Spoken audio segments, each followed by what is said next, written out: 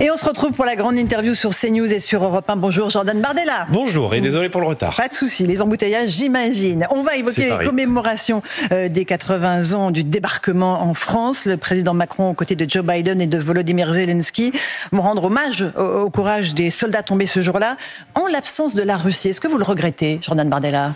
Écoutez, dans un monde idéal, toutes les grandes nations et toutes les grandes puissances qui ont contribué à affaiblir l'armée allemande seraient autour de la table. Néanmoins, nous ne sommes pas dans un monde idéal. Et ce que je regrette, c'est que la Russie ait déclenché la guerre aux portes de l'Europe.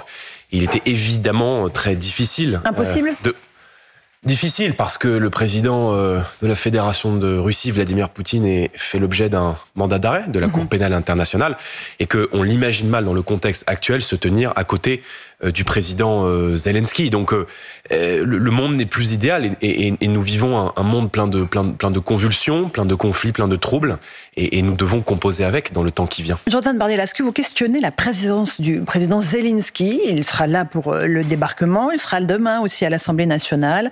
Il y aura un discours à l'Assemblée nationale. Emmanuel Macron et Volodymyr Zelensky vont signer des accords pour soutenir Kiev dans des secteurs clés. Est-ce que vous questionnez cette présence ? Moi, je pense que c'est l'honneur de la France que de pouvoir discuter avec toutes les grandes nations du monde, parce que nous sommes la France. Et évidemment que la venue du président Zelensky sur notre sol est une bonne chose pour la capacité de la France à parler à toutes les nations du monde, surtout des nations qui sont engagées dans des conflits, qui subissent des agressions de par le monde, y compris aux portes de l'Europe. Maintenant, il est clair que le timing interroge. Et Emmanuel Macron a fait le choix depuis le début de cette campagne d'utiliser le conflit. Timing, c'est-à-dire que le fait que ce soit si proche de l'élection moi, ce européenne. que je déplore, si vous voulez, c'est le 6 juin étant le 6 juin. Oui, voilà. Mais dans cette campagne européenne, si vous voulez, moi, ce que je déplore, c'est que Emmanuel Macron a utilisé un peu de manière excessive et je trouve un peu indigne le conflit entre l'Ukraine et la Russie pour faire campagne. Ils n'ont fait campagne quasiment que sur ce sujet, de la même manière que la gauche et la France insoumise ont utilisé le conflit israélo-palestinien et ce qu'ils considèrent être la cause palestinienne pour faire campagne. Moi, j'ai parlé de la France, j'ai parlé du destin de la France, j'ai parlé du destin de l'Europe et je me suis senti un petit peu seul dans cette élection. Le président Macron, une dernière question là-dessus, va s'exprimer à 20h sur la situation internationale et européenne. Il ne devrait pas s'exprimer selon vous, ou est-ce qu'il a raison en ce jour de commémoration où on célèbre l'héroïsme? Il a raison de s'exprimer à la télévision. Oui, c'est toujours bon que le président de la République s'exprime. Maintenant, la question, c'est s'exprimer pour dire quoi ? Pour dire que l'Europe est menacée par le populisme et réclame des Français qu'ils se réveillent face au vent mauvais qui... Donc il engage sa responsabilité dans la campagne. Et s'il engage sa responsabilité dans la campagne et que la liste que je conduis arrive en tête dimanche soir, parce que c'est ça l'enjeu, la liste que je conduis, la liste du Rassemblement national, doit arriver très largement en tête dimanche soir, ce dimanche, pour infliger à Emmanuel Macron la sanction électorale la plus lourde possible. Que va-t-il annoncer ? Moi, j'entends depuis plusieurs jours, depuis plusieurs semaines, des déclarations, des tentations de la part de l'Élysée d'envoyer sur le sol ukrainien des instructeurs de l'armée française. Que se passera-t-il demain si un instructeur de l'armée française est ciblé, et évidemment ce que je ne souhaite pas, serait tué par la Fédération de Russie ? Que va faire la France ? Est-ce que la France resterait sans voix, au risque de décrédibiliser sa propre diplomatie, ou est-ce que la France déciderait de riposter ? Et je trouve que le jeu auquel se livre Emmanuel Macron est extrêmement dangereux. Moi, je pense que la France gagne toujours à avoir une position raisonnable. Nous devons former des soldats ukrainiens. Ça a été fait depuis maintenant plusieurs mois, si évidemment c'est nécessaire. Mais nous avons accueilli sur nos bases près de 10 000 soldats ukrainiens pour les former. Je trouve que d'envoyer des instructeurs en Ukraine, ça nous fait courir un risque, encore une fois, d'escalade, de la même manière que l'envoi de troupes au sol, tel que l'a sous-entendu le président de la République d'ici la fin de l'année, ou l'hypothèse d'un partage de notre arme nucléaire, sont des positions très anxiogènes. Et je déplore que le président de la République semble jeter de l'huile sur le feu sur ce dossier. Jordan Bardella, vous évoquez ce vote du 9 juin. Que peut-il se passer après ? On a fait un sondage CSA, CNews Europe 1 pour le JDD. Les Français sont assez lucides sur votre demande de dissolution de l'Assemblée nationale en cas de défaite de la majorité présidentielle. Ils sont seulement 52% à réclamer cette dissolution. 47% disent non, il n'y a pas de raison de dissoudre. Ça veut dire que finalement ils sont assez lucides. Est-ce qu'ils sont plus lucides que le Rassemblement national ? Enfin, ça veut dire déjà un Français sur deux. Oui, ça veut dire qu'ils sont partagés. Donc si j'arrive, oui d'accord. Enfin, si j'arrive dimanche soir avec tous les Français qui veulent une dissolution de l'Assemblée nationale et qui veulent que j'arrive en tête à avoir une voix sur deux, disons que c'est plutôt pas mal. Mais ce que je veux dire, c'est que cette élection européenne, c'est une élection de mi-mandat. C'est la seule occasion pour le peuple français, pour les Françaises et les Français, d'exprimer leur colère, mais aussi leurs attentes à l'égard de la politique d'Emmanuel Macron. Emmanuel Macron, dimanche soir, à l'Élysée, il va regarder une seule chose. Il ne va pas regarder le score des Républicains, il ne va pas non plus regarder le score de Reconquête, il va regarder le score du Rassemblement national et il va surtout mesurer l'écart qu'il y aura entre la liste du Rassemblement national et la liste de sa candidate. Donc l'écart entre nos deux listes doit être le plus fort, le plus lourd et le plus important possible. Si j'arrive en tête dimanche soir, je demanderai une chose. La dissolution de l'Assemblée nationale. Pourquoi l'accepterait-il ? Parce que c'est un scrutin européen à un tour à la proportionnelle. Parce que d'abord, nous sommes en démocratie et que dimanche, moi j'entends souvent cet argument qui consiste à dire de la part de ceux qui considèrent déjà avoir perdu que c'est une élection européenne qui ne concerne pas la France. C'est une plaisanterie. Ce qui se joue dimanche, c'est l'élection de parlementaires français au Parlement européen qui vont décider de choses extrêmement concrètes. Le pouvoir d'achat des Français avec le montant des factures d'électricité qui est en augmentation de 45% depuis 2 ans à cause des règles européennes que soutient Emmanuel Macron.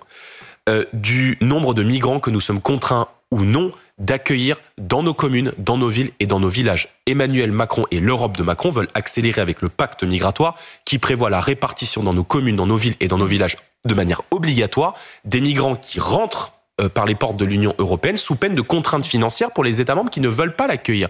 C'est aussi le niveau des normes, madame. L'Union européenne est aujourd'hui devenue une industrie à normes, une machine à normer, avec des normes toujours plus contraignantes pour nos chefs d'entreprise, des surtranspositions françaises qui empêchent aujourd'hui nos entreprises de créer, d'innover et d'être compétitifs dans l'économie mondiale. Donc c'est très concret ce qui se décide. Il y a des enjeux importants, mais pourquoi Emmanuel Macron devrait dissoudre l'Assemblée nationale ? Au mieux, on se dit que éventuellement le Premier ministre présentera sa démission qui sera refusée.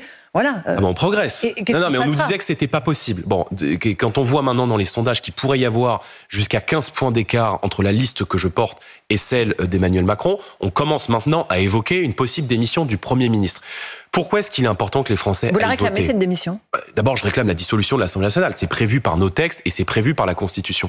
Il y a derrière le vote de dimanche un projet caché de la part d'Emmanuel Macron. Lequel ? Si Emmanuel Macron n'arrive pas très largement derrière la liste du Rassemblement national, il va se sentir pousser des ailes et il va accélérer. Ils ont augmenté les prix de l'électricité de 10% au mois de février. Ils prévoient d'augmenter, si les Français ne se mobilisent pas, les prix du gaz de 10% au 1er juillet. Ils veulent casser l'assurance chômage. Ils veulent surtout... Et votre élection aux européennes permettrait de ne pas faire augmenter la facture de gaz de 10% ? Je pense que les Français doivent faire entendre leur colère pour les faire reculer. La désindexation des pensions de retraite. C'est ça, en fait, l'enjeu. Moi, je dis à toutes les personnes âgées qui nous regardent aujourd'hui, votre retraite est en danger. Parce que si Emmanuel Macron se sent pousser des ailes, si vous ne lui mettez pas des limites dimanche dans les urnes, alors il va accélérer la casse sociale et il prévoit, tous les macronistes, ça a été souligné par le président de groupe d'Emmanuel Macron à l'Assemblée nationale, M. Maillard, de désindexer les pensions de retraite de l'inflation. Pour faire des économies, car nous avons une dette abyssale. Oui, on fait toujours des économies sur les mêmes personnes. C'est toujours les gens qui travaillent, les honnêtes gens, on fait toujours des économies sur eux. Et pendant ce temps-là, on continue d'offrir, par exemple, les soins gratuits aux clandestins qui viennent dans notre pays, qui n'ont jamais travaillé, jamais cotisé, qui violent notre loi et qui ont droit à toute la palette de soins gratuites pendant qu'un retraité sur 3 renonce à se soigner parce que le reste à charge est trop important. Donc je dis aux Français, il faut que vous vous mobilisiez dimanche pour vous faire entendre. S'abstenir dimanche, c'est voter Macron. Disperser ses voix dimanche sur des listes qui ne peuvent pas gagner, c'est aussi renforcer Macron parce que Emmanuel Macron est obsédé par une seule chose, c'est le score du Rassemblement national dimanche. Donc il faut se faire entendre. Les préoccupations des Français, c'est le pouvoir d'achat. Encore une fois, ça ressort de notre sondage, c'est ça, c'est News Europe 1 pour le JDD et le JDD. Pouvoir d'achat en 1, immigration en 2. C'est un thème qui est vraiment monté, plus 7 points. En 3, l'environnement, 4, l'insécurité, en 5, la santé. Certains vous ont reproché de beaucoup parler d'insécurité et d'immigration pendant cette campagne, Jordan Bardella. Ils ont eu tort.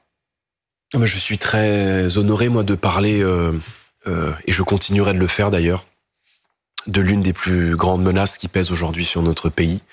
Il y a des millions de Français qui ont cette angoisse de ne plus reconnaître demain et après-demain la France. Cette angoisse, ils la vivent déjà au quotidien dans d'innombrables territoires où nos concitoyens se sentent parfois étrangers dans leur propre pays. Moi, face à l'immigration de masse, face au bouleversement majeur qu'il existe dans d'innombrables quartiers où nos compatriotes ne reconnaissent plus aujourd'hui la France, ne reconnaissent plus leur culture, ne reconnaissent plus leur mode de vie, ont le sentiment que les gens qui arrivent aujourd'hui ne viennent pas pour aimer la France, pour participer de notre roman national, mais pour changer la France. À tous ces Français-là, je veux leur dire que dimanche, c'est aussi un référendum pour ou contre l'immigration. Moi, face à l'immigration, je refuse de subir. J'ai fait des propositions extrêmement concrètes. La double frontière, c'est-à-dire la possibilité de contrôler l'immigration non plus seulement au niveau français, mais aussi au niveau européen, en refoulant systématiquement les bateaux de migrants qui arrivent sur les côtes européennes, alors qu'aujourd'hui, l'Union européenne se comporte comme une hôtesse d'accueil pour migrants, qui ne protège pas nos frontières, mais qui accueille systématiquement et qui répartit dans nos communes et dans nos villages. C'est pour ça que vous n'avez pas voté le pacte asile et immigration. Ce pacte asile-immigration, il prévoit le pacte de M. Macron, il prévoit de répartir les migrants dans nos communes, dans nos villes et dans nos villages. Je refuse cette répartition. Je souhaite que les migrants ne soient pas répartis. Je souhaite qu'ils repartent dans leur pays de départ quand ils sont présents de manière clandestine. Ça fait peser d'innombrables menaces, la question de l'immigration. La question de la séparation de la société avec l'islamisme qui impose aujourd'hui dans beaucoup de quartiers ses lois, ses mœurs, ses coutumes, sa conception de la femme. Des menaces sur notre sécurité. 77% des viols, des agressions sexuelles qui sont commis dans la commune où nous sommes aujourd'hui à Paris sont le fait d'étrangers. Et partout, on voit sur notre sol, chaque jour, des migrants, bien souvent sous OQTF, qui ne devraient pas être sur notre sol, se livrer à des crimes, à des délits. Donc, la double frontière, l'expulsion systématique des délinquants et criminels étrangers, le traitement de l'asile dans les ambassades et consulats des pays de départ, la fin des allocations sociales et des pompes aspirantes sociales de l'immigration qui font que des gens viennent chez nous parce que nous sommes une poule aux œufs d'or. Je veux dire que dimanche, moi, je veux dire aux gens qui sont aussi tentés de voter pour les Républicains, de voter pour Reconquête. Je veux leur dire que ces partis politiques-là... Qui ont à peu près le même discours que vous, finalement. Oui, mais ils ne peuvent Quel pas... est votre utile, alors ? Mais ils ne peuvent pas gagner. Donc, je dis aux Français qui hésitent, parce que les Républicains sont donnés à 7%, que Marion Maréchal n'est même pas sûr de franchir la barre des 5%. Donc, moi, je veux leur dire, le seul vote utile face à Emmanuel Macron, le seul vote pour agir, c'est le nôtre. Et quand l'horloge tourne et que la France est menacée de disparition, on ne vote plus pour se faire plaisir. On vote pour ceux qui peuvent gagner, on vote pour ceux qui peuvent agir. Et donc je tends la main, évidemment, moi, dimanche, je veux faire cette union avec les patriotes sincères des Républicains et de Reconquête. Éric Zemmour disait cette semaine, ça ne sert à rien de voter Rassemblement National. Regardez, en 2019, ils étaient déjà en tête du scrutin et rien n'a changé. Si vous êtes élu, a priori, vous serez élu dès dimanche, vous-même. Qu'est-ce qui changera lundi ? Qu'est-ce qui changera lundi ? La différence, Madame Ferrari, c'est que l'adversaire d'Éric Zemmour dans cette campagne européenne, c'est Marine Le Pen et c'est moi. Il ne veut pas l'union des droites ? En tout cas, il y a une drôle de manière de la formuler. Moi, mon adversaire, c'est Emmanuel Macron. Voilà, je ne considère pas Éric Zemmour comme, contrairement à lui d'ailleurs, comme un adversaire. C'est un concurrent électoral. Mais je dis juste qu'il est aujourd'hui à la tête d'un mouvement politique qui est une impasse électorale.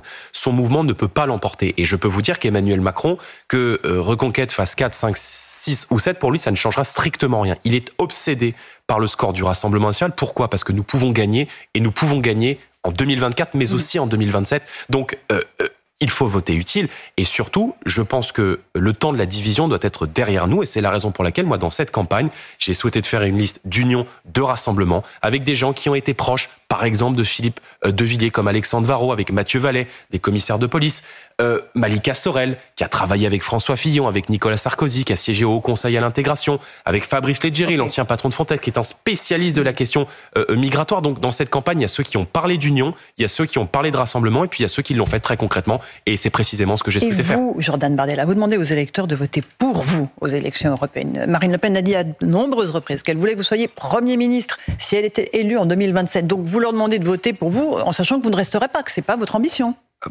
Donc ça sous-entend dans votre question que nous pouvons gagner la prochaine élection présidentielle. Donc ce n'est pas le bon choix pour... Mais si, c'est parfaitement le bon choix parce que voter pour... C'est pas ça que vous voulez au fond. Vous voulez pas être au Parlement européen. Je veux agir. Oui, et si demain c'est au Parlement européen, ça sera au Parlement européen. Et si après-demain c'est à la tête de l'État ou à Matignon, ça sera à la tête du pays, à la tête d'un gouvernement. Moi, je suis pris par un sentiment d'urgence depuis que je me suis engagé en politique à l'âge de 16 ans. Parce que je me suis engagé en Seine-Saint-Denis, j'ai grandi dans une cité modeste où j'ai vécu jusque dans ma chair le sentiment de devenir étranger dans son propre pays. J'ai vécu l'islamisation de mon quartier, j'ai vécu l'insécurité, j'ai vécu les fouilles quand vous rentrez dans votre immeuble et que vous êtes confronté voté aux trafiquants de drogue. J'ai vécu tout cela. Et je suis peut-être d'ailleurs le seul candidat dans cette élection européenne à avoir vécu tout cela jusque dans ma chair. Par conséquent, moi, je veux agir. Je pense que la France a assez perdu de temps et que voter pour se faire plaisir sur des listes qui ne peuvent pas gagner, c'est beau. Mais quand le pays court le risque de l'abîme et que la France est menacée de disparition sur son propre sol et d'effacement sur la scène européenne, alors il faut voter pour ceux qui sont en capacité non plus seulement de gagner, non plus seulement de témoigner, mais d'agir. Et moi, je veux tendre la main à tous les électeurs de droite et je veux leur dire de venir avec nous parce que nous portons beaucoup d'idées sur le retour de l'autorité, la protection de notre identité, la défense de nos frontières, qui sont, je crois, assez similaires et qui sont essentielles à notre civilisation. Merci Jordan Bardella. C'était votre grande interview sur CNews et sur Europe. Merci Laurence.